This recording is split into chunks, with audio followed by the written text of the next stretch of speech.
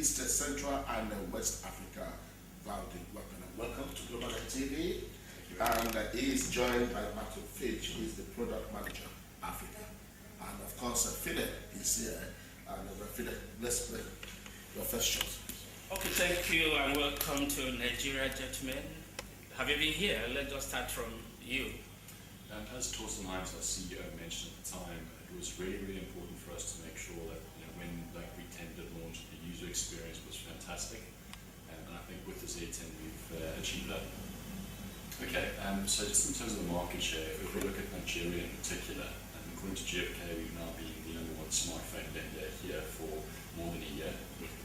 In terms of Africa broadly, also in South Africa, we've been #1 smartphone vendor for 2 years. So we have been very successful on this continent. We're very successful, very excited about the launch of Z10 because we believe it's going to sit kind of alongside our BlackBerry OS proposition and kind of help us consolidate the leadership position we've held in Nigeria and also in South Africa. So far we are very happy with what we have seen. We've already reported in the press that we've seen record levels of sales in both Canada and the UK after launch. And we're also very excited about what we're seeing here in Nigeria. Our pre-order campaign was very successful, and the devices are now slowly becoming available in more and more stores across the country. Okay, so unfortunately, because we're in a quiet period, as you mentioned in the press conference, we can't share specifics. But we did start shipping BlackBerry 10 devices pretty soon after the official launch date on the 30th of January of 2013. There has been a slight delay in getting product into Nigeria, and that's mainly just because of the logistics involved in getting product here. So obviously we sell to our distribution partners who in turn have to get the product through Dubai and also then into Nigeria. Okay, so absolutely you're right. We've had some great success here, as I mentioned, being #1 for more than a year here in Nigeria. So in terms of what we're going to do moving forward, we announced last year in September that we've opened up a legal entity and office here in Lagos. And we're currently busy recruiting and building out a team here because we appreciate that in order to be successful long term, we need local knowledge and local expertise. We continue to work with our developer community here in Nigeria. For example, today we've also announced our partnership with the Lagos State to put in place an app developer lab.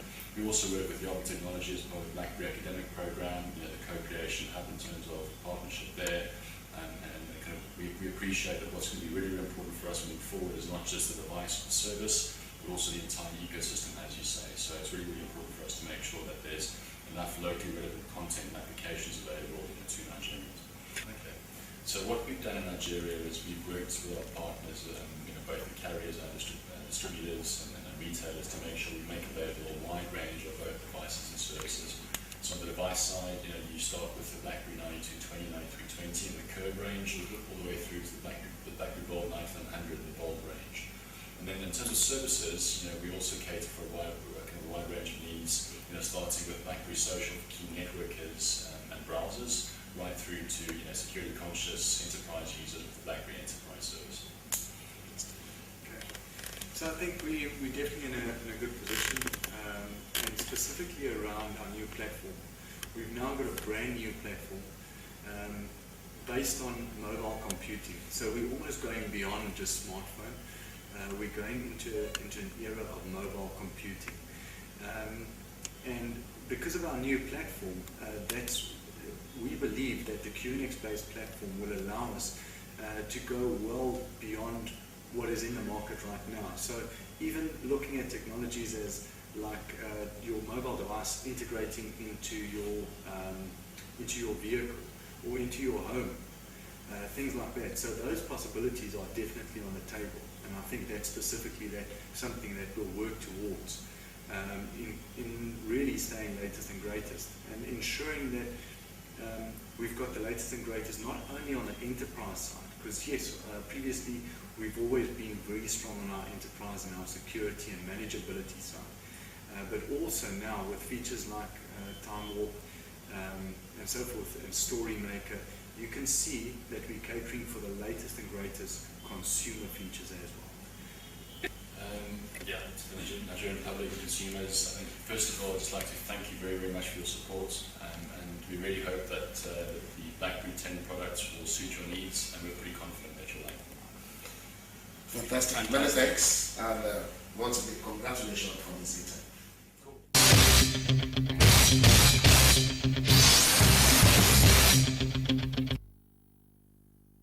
All right, welcome back. It's GlobalNet Television, and then if you are watching us wherever you are watching us, you can also interact with us throughout the week by just logging in on www.globalnettv.net.ng, and therein you can find all other articles on telecoms, on technology, and all of that. And you can also post your comments and all of that. Once again, www.globalnettv.net.ng.